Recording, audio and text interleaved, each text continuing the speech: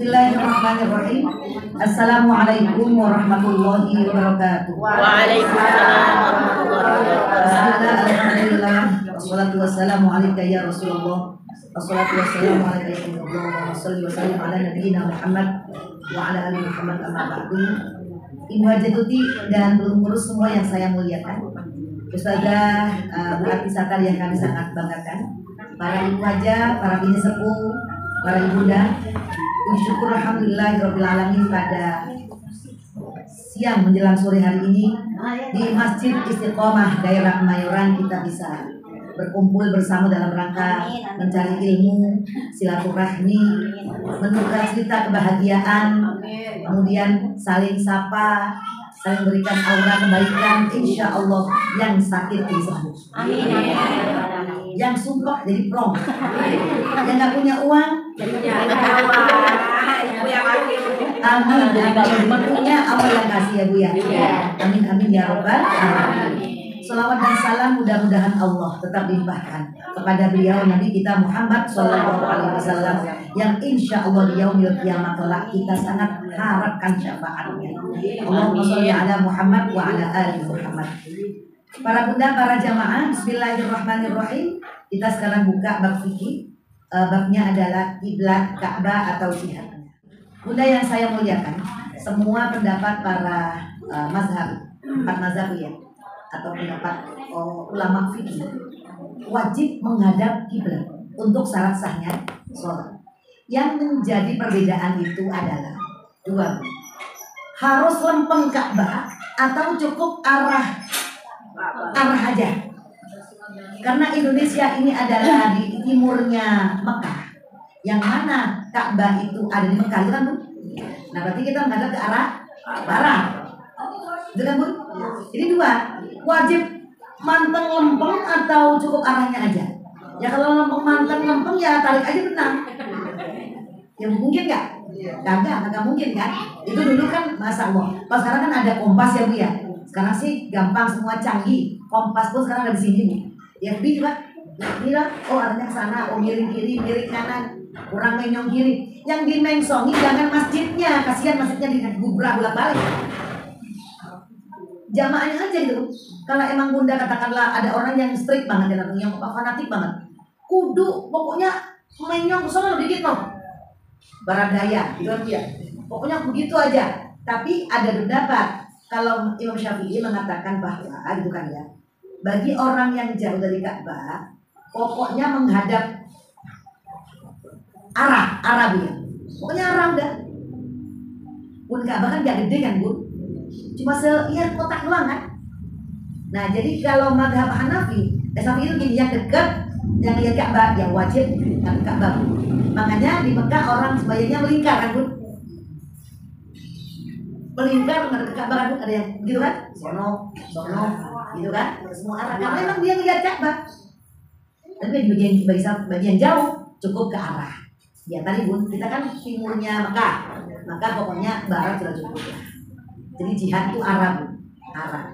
Kalau Hanafi dan orang yang sependapat dengan beliau bahwa orang yang melihat Ka'bah dan memungkinkan ain Ka'bah wajib Ka'bah, gitu kan? Orang yang jauh cukuplah jihad, ya begitu Bu.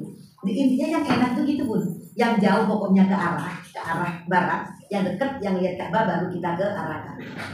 Bu maaf, untuk Mekah sendiri, daerah Mekah sendiri, nggak semua orang lihat Ka'bah, betul nggak? Kalau dilihatnya jauh dari belah sonoan gitu pun, kan logikanya gini aja kan, Ka'bah itu tengah-tengah. Maka yang di Masjidil Haram lihat Ka'bah, betul nggak? Hotel yang dekat halaman tuh lihat Ka'bah. Hotel yang jauh, ya lihat kan Bu. Nah, jadi makanya arah, tetap aja arah. Seluruh hotel di Mekah pun pakai arah kan Bu, pakai panah kan? Pakai panah. Ibu kalau ke hotel lihat nggak? Ibu Ka'bah kan? Mana ya gitu kan? Kalau nggak ada arah saya bilang dasar hotel kafir. Nah kan? Mulai kapan hotelnya agama itu? Ya kan? Ibu gerutu nggak? Gerutu dulu Ibu. Hotel kafir yang begini. Ibu lupa dari di Amerika ya wajar Bu ya. Hotelnya nggak pernah begitu. Kalau masih Malaysia Bu masih ada tanda, Singapura ada tandanya. Ada tandanya. Saya malah sana ziarah. Di Malaka ada makam Syekh Ismail, cucunya Syekh Badrul Jailani. Di Malaka, di Malaysia. Di Singapura Habib Nuh.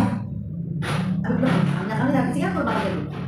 Kalau di Thailand ada namanya Syekh Abdul Somad Al-Palembang, ulama Palembang, pengarang kitab. Saya makannya Bu, ya sambil jalan belanja ya, maaf ya benar belanjaannya lah, sama ziarahnya. Cuma atuh ziarahnya, ke Thailand atuh, Singapura atuh, apa di Malaka di atuh ziarahnya, belanjanya banyak, ambil baju coklat, mampir ke aksesoris, mampir ke baju. Yang capek apa nih? Belanjanya, jalan-jalan. Itu mama demen nggak Bu? Demen aja. Saya lihat mama nggak pernah habis tuh dolarnya ya Allah. Kalau Thailand namanya baht, uang kita baht, uang dia baht. Uang kita agak dikit berharga, lumayan. Uang kita naik nilainya kalau baht. Jadi kita ngerasa murah-murah. Kalau Singapura mahal, uang kita jadi murah. Kan tapi dia pakai dolar kan kalau Singapura. Kalau Malaysia ringgit, gitu. Malaysia ringgit. Nah, kalau mau ikut siap-siap ya. Saya mau Thailand lagi, insya Allah. Mau tidak? Bismillah aja gak berlaku ya. Bismillah doang gak berlaku. Ya kan kalau Allah kasih rezeki nomplok ya enggak. Untuk anaknya bilang apa? Ikut mah, mau beli jalan ikut mah. Alhamdulillah. Cukup enggak 15 juta mah? Oh, 15 juta mah. Belanja kan satu bun. Ini ya. Bismillahnya sambil megang uang ini juta kalau nanti. Iya. Bismillah bisa gampang. Betul. Kalau umroh kan 30-an Bu, itu 5 juta, 8 doang. Tapi kalau haji mah ya tunggu belasan tahun kan? Iya, sekarang masih belum ada putusan Bu ya? Belum. Apakah jatuh 60 atau 50 atau berapa? Belum ada putusan, belum. Masih diajukan ke DPR gitu. Haji kita kalau ibu uang mukanya 25 ya siap-siap bayar gede aja tambah berapa? Kalau gocap ya separuh lagi nambahin. Kalau furoda Bu. Haji furoda bayar sekarang berangkat. 300. Punya kan 300, punya nggak? Punya kan punya gope. Bayar 200 masih. Punya gope nggak? Nah, ini kan di sini namanya furoda Bu. Furoda tahun ini daftar, tahun ini jalan. Ini teorinya, tapi ternyata tahun kemarin juga nggak begitu. Nggak banyak yang belajaran, dikit yang jalan. Ternyata Indonesia ini kaya loh. Buknya furoda aja laris manis Bu. Furoda itu haji furoda yang bayarnya 300 juta itu laris loh. Kagak angkat semuanya orang-orang itu. Berarti orang kaya nggak? Orang kaya. Cuma kalau tangannya ngutang nggak ada hilangnya. Ya kan Bu? Miskin mendadak kitanya. Nggak ada. Iya. Iya. Benar bilang aja Bun ada, cuma untuk kehadiran yang lain Mbak. Maaf ya Mbak, dan bilang nggak ada, bener nggak ada. Ada Mbak, cuma maaf saya nggak bisa ngutangin. Yang kasih Mbak cepet aja ya. Enak gitu Bun, ngutang 1 juta, udah aja Ibu kasih ini ada gocap Mbak, maaf ya. Ada cepet Mbak, bawa aja ya. Gak bisa ngutangin saya karena kali itu kan izin suami lah, pakai uang belanja lah, ngatur lagi lah, ada sih Mbak. Maafin ya, nah, gitu Bun ya. Mbak bilang gini nggak ada. Nggak ada gimana Bu? Nah, aku bilangin gitu ya. Paham ya Bu ya? Jadi kalau yang dekat, yang lihat Ka'bah yang dekat, kalau yang jauh arah, cukup arah saja. Ya. Ayo Bu, cara menghadap kiblat adalah berikut.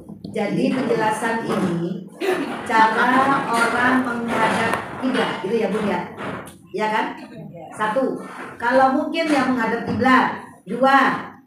Orang di Masjid Nabawi kan gak lihat Ka'bah tuh. Pokoknya lihat mihrabnya aja. Tahu mihrab belum? Tempat imam. Mihrab itu maknanya tempat imam. Sama kayak itu kan juga tahu. Semua mihrab di masjid kita itu sudah lempeng ke Ka'bah karena pakai alat. Gitu. Pakai ilmu falak. 3. Orang yang berada di Masjid Madinah wajib mengikuti mihrab, gitu kan ya? Bukan berdiri. Tapi kalau nggak mungkin, 3 orang yang jauh dari Ka'bah, maka cukup jihad atau ke arah Ka'bah saja. Jadi ya Bu ya arah aja itu ke arah ke barat, arah ke barat. Udah Bu. Nah itu yang saya sangat banggakan. Ketika orang-orang waktu itu di Masjid Kuba ada perintah untuk belok kiblat ke Mekah. Belok nih Muhammad, langsung belok. Kita bilang kiblatain. Iya kan Bu, yang udah umroh kan ada Masjid Kiblatain namanya. yaitu masjid ketika Nabi SAW itu. Jadi Nabi banyak asar dua qiblat. Pertama Baitul Maqdis 2 rakaat, 2 lagi kelak ke Masjidil Haram. Nah kalau orang umroh suka turun Bu. Turun ke mana? Ke Qiblatain, kita sholat 2 rakaat di sana. Kita kalau umroh itu tur ke mana nih Bu? Ke seluruh masjid, ke Kuba, Qiblatain, gitu kan ya. Kebun kurma, apa lagi Bu? Iya kan, terus ke mana Bu? Jabal Rahmah, yang ke Jabal Rahmah, Gunung Mahnit, lagi Jabal Mahnit, terus ke sumur apa nih, tempat-tempat dulu kiswah atau ke tempat Quran, ya kan? Percetakan Quran, kayak gitu kalau ibu umroh itu jalan-jalan juga Bu. Ada asli tour kalau pagi asli tour, begitu kalau umroh, gitu ya Bu. Insya Allah saya berangkat tanggal 22 Bu. Singkat ceritanya bahwa bagi yang jauh bisa menghadap ke arah atau jihad ke Ka'bah, yang dekat untuk sebenarnya begitu Bu. Terus saja ya, diperbolehkan dengan kiblat begini. Nih, Bun lanjut. Diperbolehkan tidak menghadap kiblat siapapun. Nah, itu ya. Orang boleh tidak menghadap kiblat, siapa aja orangnya. Ada yang boleh, Bu. Ada yang boleh. 1, sholat dalam keadaan peperangan. Perang. Jadi kalau itu sangat darurat. Maaf, ibu naik pesawat. Jalannya kalau umroh ke barat, alhamdulillah, berarti ibu bisa ke barat kan. Tapi kalau ibu mau kemana-mana pesawatnya ke arah timur gimana? Nah, maka sholat ini termasuk kayak poin 1 ini kayak perang. Kalau ibu nyari kiblat, maksain diri pesawat kedengkang tadi, ya kan? Silakan Anda memakai safety belt. Ibu ngotot nggak mau itu, pokoknya kiblat ya kiblat. Pesawatnya lagi oleh gimana Bu? Makanya dibolehkan kalau sangat terpaksa, dibolehkan, gitu ya. 2, orang yang dalam perjalanan di atas kendaraan apabila melakukan sholat sunnah. Nah, jadi gini, sholat sunnah lagi yang kedua maaf, di atas kendaraan. Ya, tadi kan, nah, saya mau ke Jawa Timur, ke arah timur. Saya berangkat jam 11 siang, maka jam 3 saya di jalan. Tidak, saya jamak kosor itu kan Bu ya. Ke arah timur, mau nggak mau saya ke arah timur kan? Ibu gimana? Mana barat? Udah kan? Bahaya kan? Bahaya dalam kereta kan? Nah, maka apabila berbahaya, kita boleh tidak menghadap kiblat. Ya bahaya untuk diri kita jengkang, jatuh gitu kan Bu ya. Itu nggak usah cari kiblat. Dibolehkan kita menghadap ke mana saja. 3, bila kiblat tidak diketahui, Bun. Jika nggak tahu kiblatnya bagaimana Bu?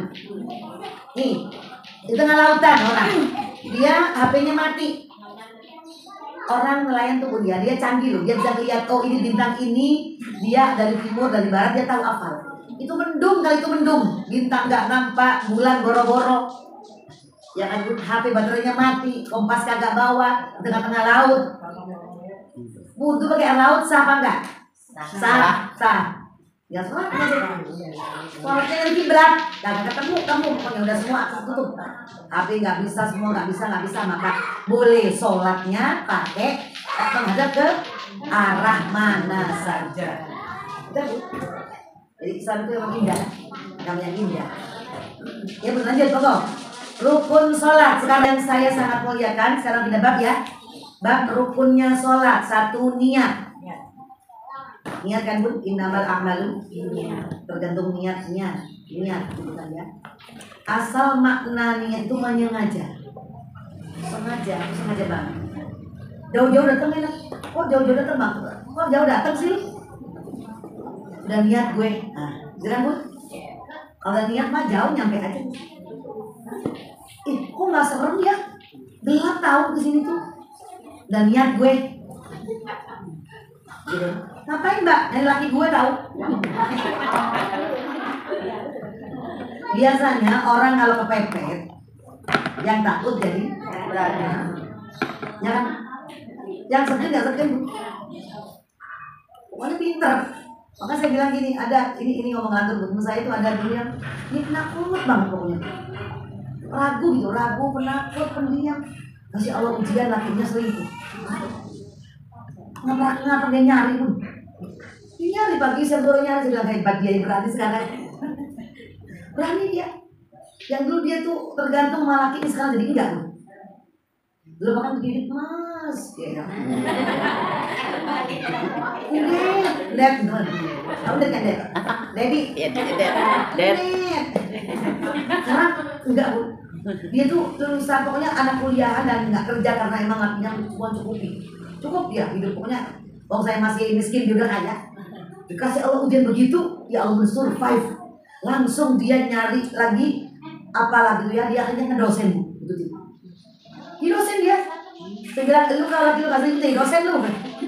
Kalau laki lu kalem ada di rumah, lu diem aja gak berani kemana-mana jadi dosen. Sekarang di dosen dia hebat. Akhirnya dia apa? Dia udah berani jadi dosen, kagak butuh lakinya, doang udah berapa? Loh, bener bu. Logikanya bener kayak gini. Capek kan, daripada capek nyari laki, dicari pagi dia malam hilang lagi. Apa ya? Emang dia nggak tahu rumahnya? Emang salah alamat? Ting dong ya bu ya. Saya jangan dicari, jadi pakai doa aja. Ya kan bu? Terus kalau nyari katanya ke sono, dia udah pergi lagi ke sono, kamu habis duit, anaknya terlantar, nggak terurus kan bun? Terus anaknya kurus, lama-lama sakit, kamu juga sakit. Jangan dicari, tarik aja pakai doa. Allahumma ngintin, Allahumma pulangin, Allahumma nyasarin, Allahumma ingat saya terus. Jadi orang juga akan pepet ya bu ya. Doanya begitu aja, pepet. Jangan bu. Saya bilang udah gimana udah. Doa apa bu? Baca Fatihah yang banyak untuk lakimu. Biar panggil untuk lakimu. Berapa kali. Kalau lagi melek malam udah pakai baju banyak banget, mau ribuan kayak ratusan kayak, biar panas lagi lu pulang dia. Bener bu. Kalau jabat, tapi hidup itu sekarang dia dosen, orang udah dia langsung S2, langsung dia pokoknya nih. Akhirnya maaf kata, artinya udah lepas. Nah apa lagi? Nah kan ya enggak. Awalnya dia nangis dia bilang, papi, lah. Itu kayak tinggal mati saya bilang. Ya Allah bu, saya bilang, antar saya gimana? Saya kan perempuan buta kalau dia, ya Allah itu kan bapaknya mau dimanapun, anaknya nikah yang udah pulang di Bali itu nggak bu? Kita cari kalau lagi pas anaknya nikah, kalau nggak ketemu ya udah wali hati. Ya gampang aja bu ya. Udah hidup ini dienak-enakin. Itu ujian, jangan dibikin tambah ujian 2 kali bun. Udah ujian lakinya pergi dia juga sedih, tambah lagi uangnya habis, ujian lagi gak? Tambah lagi dukun lagi. Mama bu ya, ujian lagi gak? Ya, ujian imannya lagi. Berapa kali itu ujian? Udah lakinya hilang, uangnya habis, dia kurus, dia juga jantungan, dia juga paru-paru. Nah, mikir bu ya, nggak doyan makan, enak tidur, ke dukun pulang. Berapa kali ujiannya dia, ya kan bu? Jangan bikin ujian itu ujian. Satu aja ujiannya lakinya hilang. Yang lain jangan ditambah-tambah ujian itu. Nah, jadi bu yang saya muliakan, kalau orang kepepet itu yang bodoh jadi pintar, betul nggak bun? Yang takut jadi orang berani. Makanya hikmahnya ada kok bun. Semua hikmahnya ada. Mudah-mudahan bisa baik-baik aja ya bun. Niat innamal a'malu. Jadi rukun niat itu jadi rukun bunda.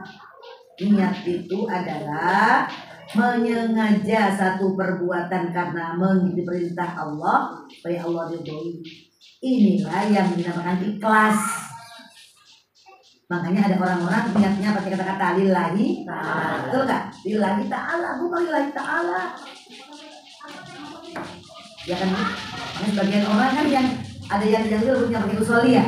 Yang pakai usoli nggak masalah. Yang pakai usoli, fardhu, duri, arba'ah, rakaat, mustaqbil, kiblati, adaan lillahi ta'ala. Lillahi ta'ala itu ikhlas karena Allah. Ya nggak usah dibilang juga nggak apa-apa, kan udah karena Allah kan semuanya kan. Gitu. Terus kemudian madzhab 4 sepakat bahwa niat pada sholat 5 waktu itu hukumnya wajib. Berarti niat itu harus ada pada 5 waktu. Kan tetapi mereka berbeda paham tentang apakah niat itu rukun apa syarat. Imam Maliki, Imam Hanafi, Imam Syafi'i, Imam Hambali, keempat-empatnya itu yakin bahwa niat menjadikan apa? menjadikan niat itu ada dalam sholat. Masalahnya ada yang bilang niat itu jadi rukun, ada yang jadi syarat. Itu aja. Kalau Syafi'i, Maliki dan Hambali beralasan dengan ayat dan hadis tersebut di atas, sedangkan Hanafi dengan ijma. Karena dimaksud dengan ibadah dalam ayat di atas menurut tafsir mereka termasuk urusan tauhid, bukan ibadah amaliyah seperti sholat. Mereka menafsirkan hadis tersebut dengan mentakdirkan pahala. Sebab itu tafsir hadis tersebut menurut mereka adalah pahala amal yang bergantung pada niat. Maka orang yang beramal dengan tidak berniat, amalnya sah, hanya tidak mendapatkan pahala. Ini pendapat Imam Syafi'i, Imam Hambali, Imam Malik. Begini, niat itu memasukkan pahala. Sekarang gini, maaf. Ibu puasa tanpa niat puasanya, ya berpahala sih. Cuma kalau puasa pakai niat, saya niat puasa bayar utang, berarti pahalanya kayak wajib. Saya niat Senin Kemis, udah, berarti pahalanya seperti orang puasa Senin Kemis. Kan beda pun, laparnya sama, nggak makannya sama, niatnya beda. Saya niat puasain cowok itu. Dan dulu gitu kan, umpama nggak lillahi ta'ala, tapi karena cowok itu. Allah itu pun tergantung dari kitanya. Kalau dia pengen menggait cowok itu dengan puasa, Allah turutin pun. Terlepas ibadahnya bener apa salah, kan pun Allah turutin kok. Dia tirakat, dia puasa, dia milih pokoknya dari cowok idamannya. Difatihain cowoknya berulang-ulang, dia puasa. Kalau rumahnya ngelamar. Jadi inamal amalu niatnya kita. Maaf kalau puasa gitu karena Allah kan? Ya enggak. Karena cowok. Iya, karena cowok. Iya kan? Iya. Ibu mau dapat order 5 miliar. Dapat order 5 miliar bikin onde-onde. Mungkin dari dia.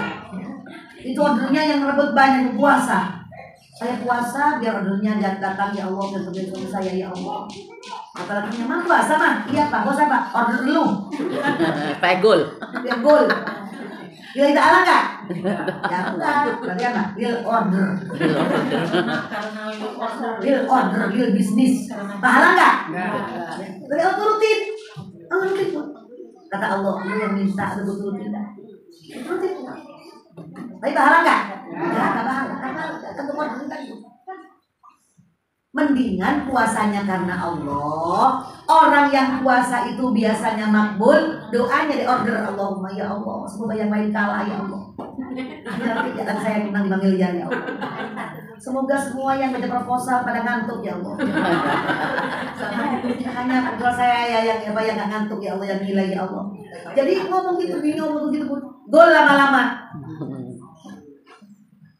Berarti puasanya karena Allah, doanya yang spesial. Begitu boleh kan? Boleh. Puasanya karena Allah. Tapi dalam puasa berdoa. Karena puasanya, doanya orang berpuasa makbul. Gitu. Jadi ibu kalau kepingin doa ya Senin Kemis puasa dulu kan. Terus asar, ibu udah nggak usah masak.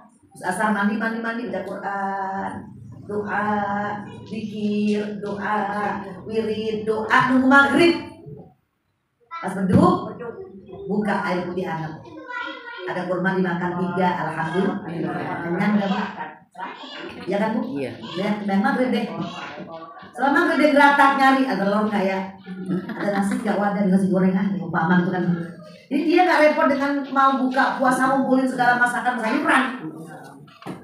Karena momennya terlepas, karena mustajabnya orang puasa saat menjelang berbuka puasa. Mau maghrib, Selasa, ini hari. Nah ibu kalau lagi Ramadan, setelah asar waktunya jangan dipepet, mandi asar ke maghrib. Jangan. Iya. Jam 3:30 mandi, jam 4 yang asar langsung zikir 2 jam lumayan bukan? Udah nggak bisa mikir masakan. Dan sekarang bilang sama anak, mama nggak mau masak. Mama ini setelah asar cantik, pakai mukena di masjid, doa dari awal ngomong Terus gimana mama masaknya mah? Catering. Iya kan Bu? Catering aja. Iya kan Bu? Lagi sendiri berdua berarti. Udah catering aja. Kenapa? Biar uangnya untuk apa? Waktunya tadi. Waktunya untuk kalau ibu masak setelah asar, maaf dari siang udah nyanyi ya?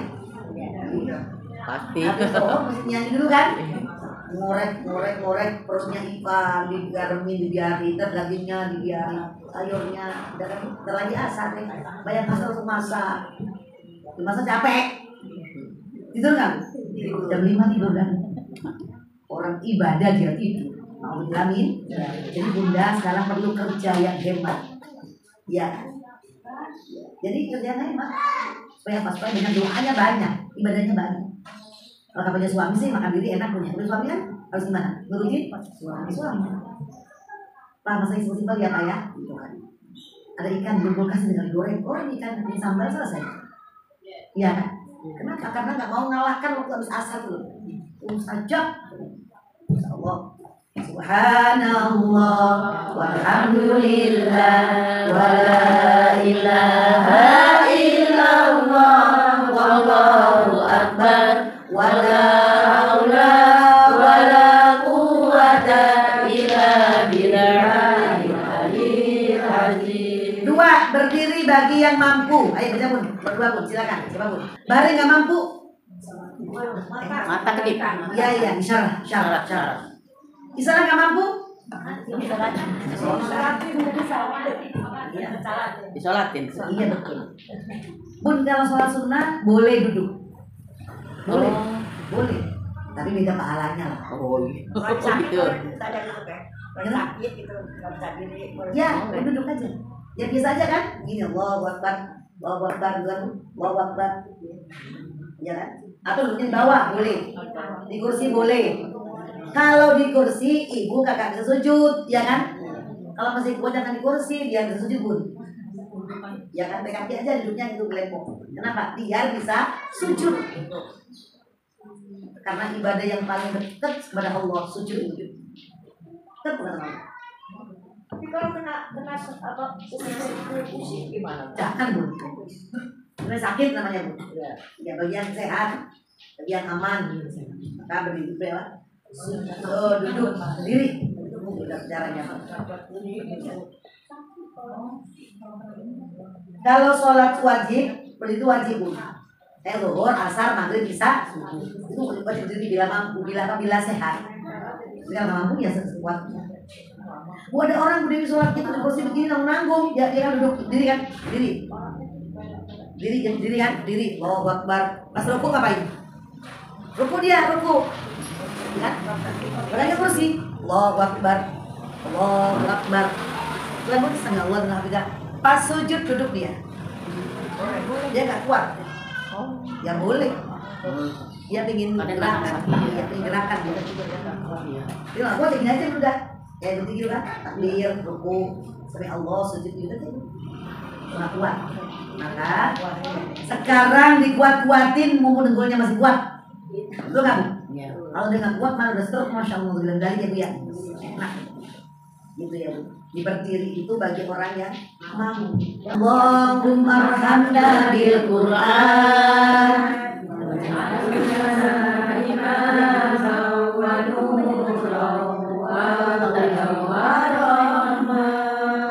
Allahumma dzakirna minhu ma nasina wa 'allimna minhu ma jahilna.